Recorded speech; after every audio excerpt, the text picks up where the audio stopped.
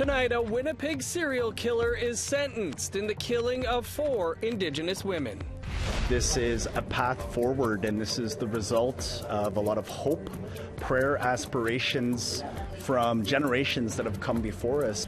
A first of its kind Indigenous Cultural Center at Algoma University gets additional funding. Part of reconciliation is also the part where we as Indigenous people have a part, and we need to ally. And an organization that donates quilts for survivors of residential schools finds a new home.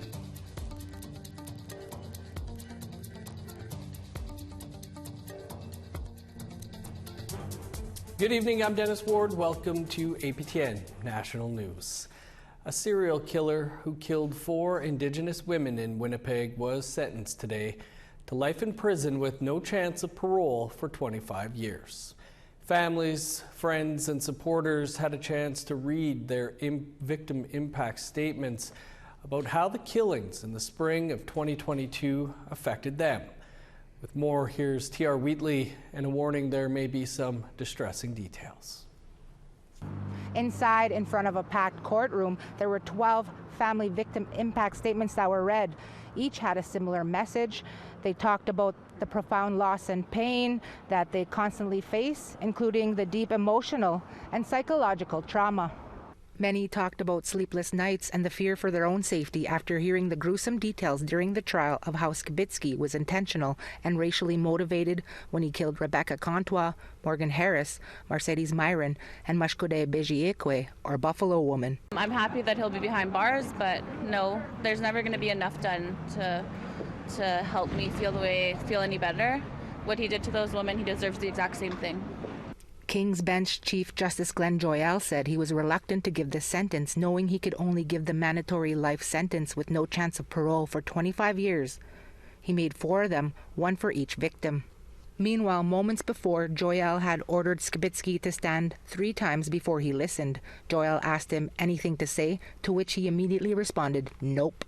That was the only word he spoke throughout the entire trial. There was also 2 other statements from the broader Indigenous community, one from families, friends, and support workers with other missing and murdered women and girls across the province. Assembly of Manitoba Chiefs Grand Chief Kathy Merrick gave an emotional statement that also talked about the broader systemic issues Indigenous women and girls constantly face. Outside, she talked about the general feelings of the people inside. They called him a monster in the courtroom, and he sat there. He did not blink an eye. No remorse whatsoever for what he did to our women. Cutting them up, throwing them in landfills. From this day forward, that is not going to happen to our women. Another statement not read aloud in court from the chief of Long Plain First Nation, where Morgan Harris and Mercedes Myron are members. The statement said the horrific acts have had a significant effect on the people of Long Plain, and no amount of punishment will essentially be ever enough. Another statement by Skibicki's ex-wife and read in court by her mother talked about the importance of moving forward together while taking care of one another. Surviving the darkness that Jeremy spread through the terror of his actions will fill each of us with the strength and power of light. Outside, many of the family members were too emotional to talk, but Myron's family took the time to talk about Buffalo Woman. I had to say something for Buffalo Woman too, because she is part of it. She does have a family, and there was nobody there to talk for her, so I had to say something about her. And Mercedes, we miss her very much. That pain will never go away, never, never. Yes, now all our focus is on searching the landfill and bringing my sister home. Saying their closure won't begin until after the Prairie Green landfill search happens and Myron and Harris's remains are recovered, so they can take them home to Long Plain for proper burials. T.R. Wheatley, APTN National News, Winnipeg. You can find much more on this over on our website, aptnnews.ca. And if you're affected by the ongoing coverage of this trial or the missing and murdered Indigenous women and girls issue, the 24/7 MMIWG support line is available. The number is 1-844-413-6649. Meanwhile, advocates who focus on eradicating violence against women are urging authorities to add the term femicide to the Criminal Code of Canada. This is a term we've been trying to get the police services to use for a while. It is used internationally. The UN does recognize this term, and we need to call it what it is. In a first for Canada, Ottawa police used the word to describe the killing of a 47-year-old mother. Advocates say this will help spur other police agencies to do the same and pave the way for legislation. According to Statistics Canada, an average of 102 women are murdered each year because of their gender. Now an update on how the federal government, plans to help Opipon Napiwin Cree Nation in Manitoba, located more than 1,000 kilometers north of Winnipeg, after they declared a state of emergency following a series of stabbings earlier this month. Opipon Napiwin, or OPCN, went into a 36-hour lockdown on August 17th after two separate stabbing incidents. Chief Shirley Ducharme enacted an ongoing curfew and called on the provincial and federal governments for help to curb the violence. APTN News reached out to Indigenous Services Canada, who say they took immediate action by giving funding support to OPCN for health and safety patrols. The band will conduct patrols 24 hours a day for the next 2 weeks. This is in addition to funding provided for OPCN's mental health initiatives. ISC did not disclose how much money they were providing. Today, the Federation of Sovereign Indigenous Nations addressed the treaty right to tax exemption. Leadership gathered in Prince Albert to say that treaty rights are non-negotiable. The FSIN is criticizing federal and provincial governments for taxing treaty Indians.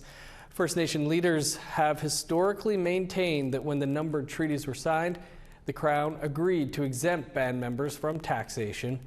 But over the years, the federal and provincial governments began taxing. Earlier this year, the FSIN Assembly passed a resolution to take action on that.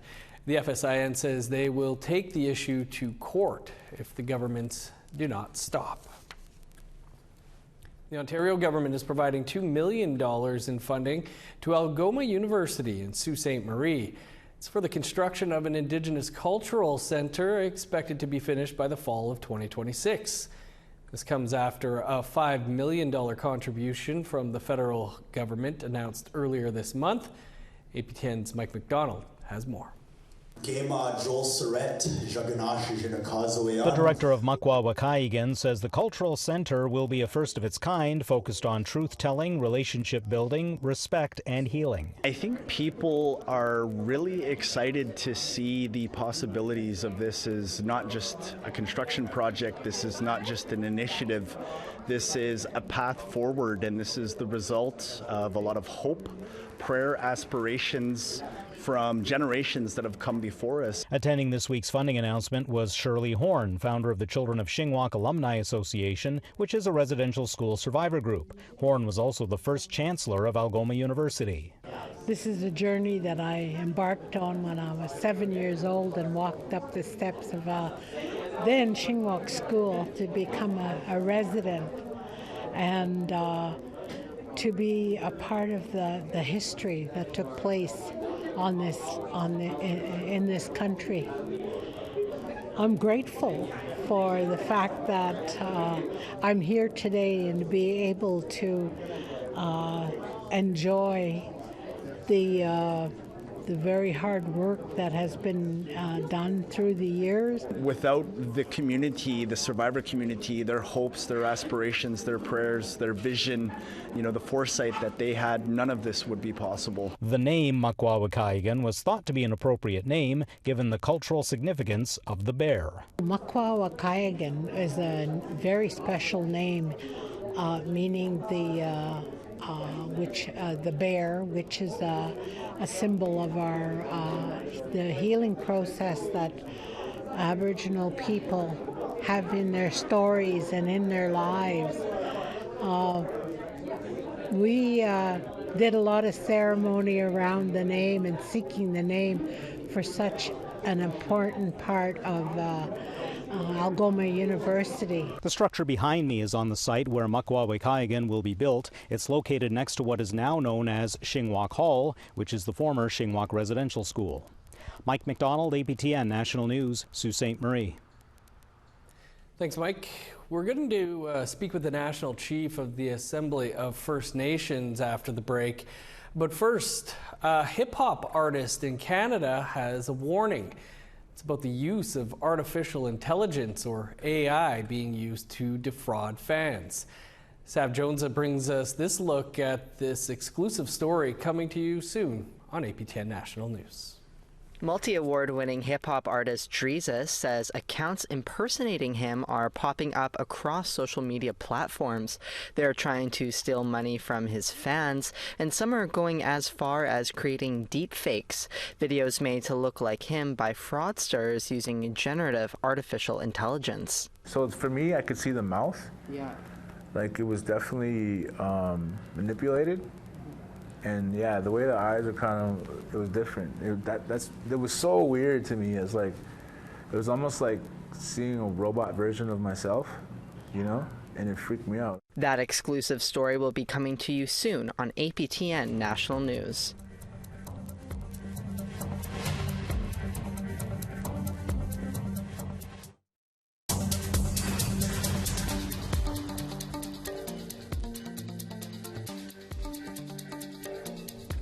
Welcome back. The Assembly of First Nations was supposed to hold a special Chiefs Assembly next month in Winnipeg to vote on a new $47.8 billion First Nations Child Welfare Reform Agreement that was reached with Ottawa. But this week, the AFN announced it was delaying the meeting until late October or early November to give First Nations more time to consult with the AFN on the agreement. Joining us to talk about this decision is AFN National Chief Cindy Woodhouse-Nepenak. National Chief, thanks for joining us. What were some of the concerns that you were hearing about the timelines that has led to the meeting and the vote on the child welfare reform package being pushed back a month or maybe more? Certainly.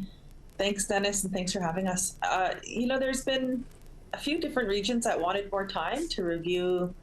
Of course, it's one of the biggest programs that has happened to First Nations in the history of this country, and it's a big problem in our country. Child welfare is very problematic for First Nations people in this country and regions. There's many that are optimistic and that are wanting to, move ahead quicker, but there's others that still need some time to review, and there's others that still want to meet with some regions that still want to have their chiefs meetings in September. And of course, it's a big discussion, and we need to make sure that we're cognizant and that we're not tone deaf to listening to First Nations in Assembly, that they want 30 extra days, as well as, of course, Quebec chiefs had some issues with translation, and I know that there was that debate, so I knew that we have to make sure that we accommodate people when it comes to language. And I know we're at a time of Indigenous languages. We should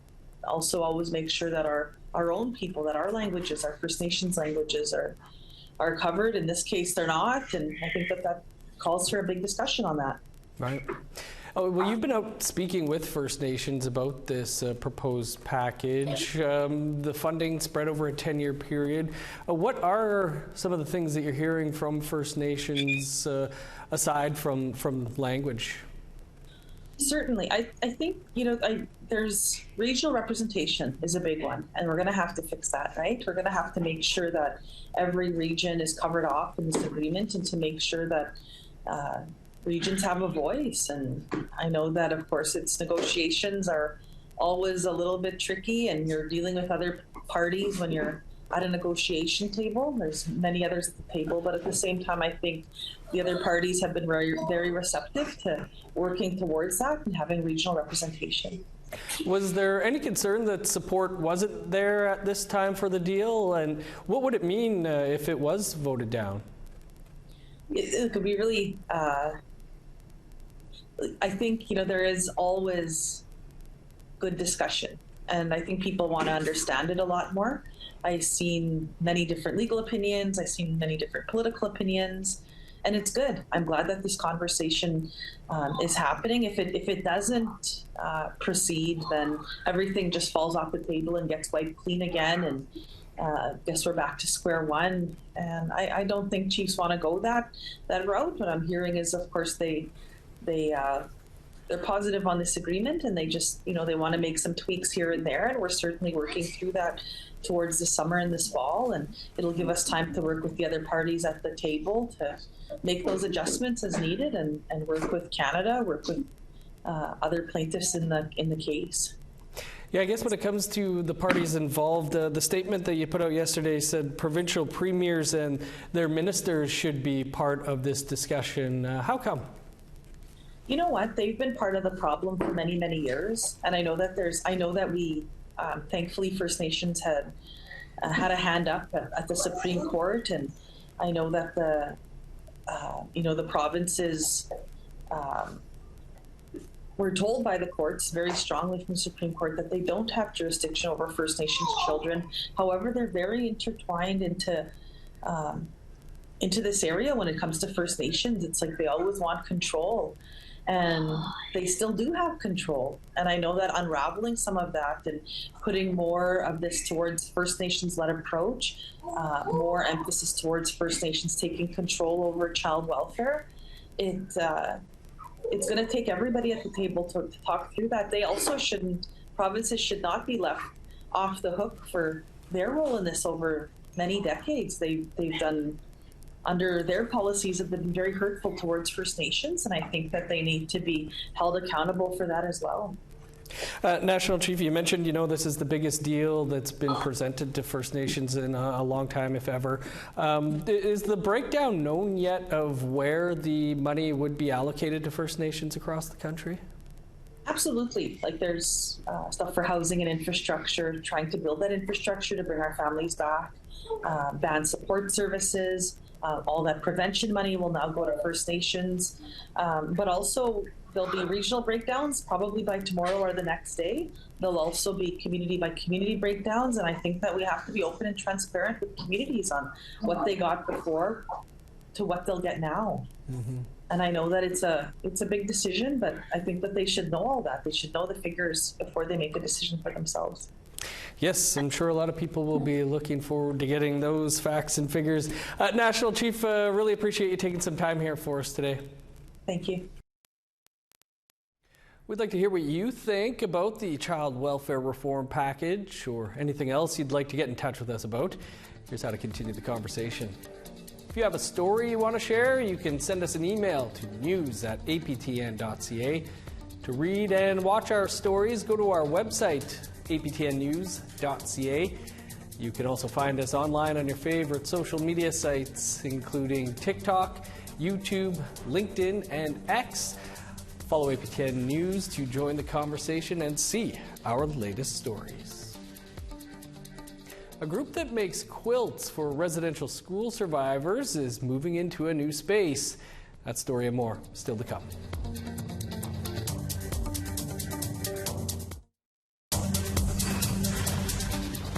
Welcome back. Time now for our photo of the day. Summer in the White Shell at West Hawk Lake in southeastern Manitoba is where Jason Corshane was taking in the beautiful shorelines and great weather. Thanks, Jason. You can send your photos to share at aptn.ca for the chance to be our next photo of the day. Now let's take a look at tomorrow's weather forecast. Starting on the East Coast, 20 in Halifax, sunny, and 22 in Fredericton. 18 for Kuujjuaq and Nain. Sun's out in 22 in Montreal, Quebec City, and Val-d'Or.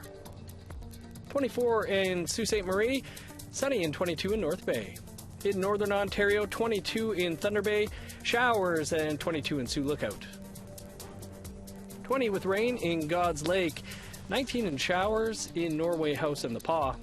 23 in Winnipeg, rain, and 19 for Dauphin. Showers in 19 in Regina, 22 with rain in Saskatoon. 20 in rain in Uranium City, 23 in Buffalo Narrows. In northern Alberta, showers in 20 in Fort Chipewyan, 21 in High Level. 23 in Edmonton, rain, and 25 in Lethbridge. 22 in Vancouver, sunny, and 28 in Kamloops. Sun's out in 23 in Prince George, 21 in Smithers. 16 with showers in Old Crow, cloudy, and 16 for Whitehorse. 17 and rain in Yellowknife, rain and 18 in Norman Wells. 10 in Sax Harbor, 16 with showers in Paulatuck. 16 in Chesterfield, 21 in Arviette, 20 in Whale Cove, plus 1 with snow in Resolute, 6 in Joe Haven. An organization in Timmins that sews and donates quilts for survivors of residential schools is now working at a new location. Quilts for Survivors moved into a building in South Porcupine. CTV's Lydia Chubak reports. Quilts for Survivors is on the move. Over the weekend, the organization that sews and donates quilts to survivors of the residential school system relocated from the west end of the city into a deconsecrated Anglican church in the east end of Timmins. We're excited to be in South Porcupine because there's no other Indigenous organization out here, which is just, when you think about it, you're going, wait, what? And then you go, yeah, there is nothing really out here. So we're excited. There's free parking, lots of space. And once we do some electrical, we'll be at full capacity and up and running. When the Anglican Church of Canada learned the organization needed a new space, it offered this location free of charge for the next 5 years. The organization's founder says the move began over the weekend and volunteers and employees are busy getting organized. Quilts for Survivors has donated close to 6,000 quilts, and with this new space, it's excited to ensure more of the 40,000 survivors in Canada receive one. From 1820 to 1969, the Anglican Church of Canada ran about 36 residential schools. Genier says she thinks this is a great way for the church to honor survivors and the journeys they walked. I think it's a testament to the apologies that have been given by the Anglican Church and by the Archbishop Fred, who I've spoken with. And I think that part of reconciliation is also the part where we as Indigenous people have a part, and we need to ally. We need to honor the treaties from our perspective as well and work with the other organizations that are in our country and are here to stay. They are making these quilts for survivors who can wrap themselves, with we trust comfort and healing and hope. And I mean, it's just such a beautiful work that the Quilts for Survivors are doing.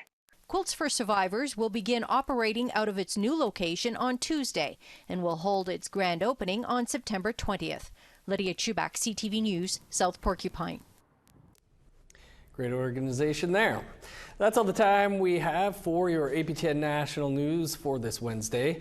For much more on anything you've seen here, including the sentencing of a serial killer today in Winnipeg, you can visit our website, aptnnews.ca. And Assembly of Manitoba Chiefs Grand Chief Kathy Merrick will join us here tomorrow at 1 p.m. Eastern Time for more on the sentencing and what happens next, including efforts to change the law.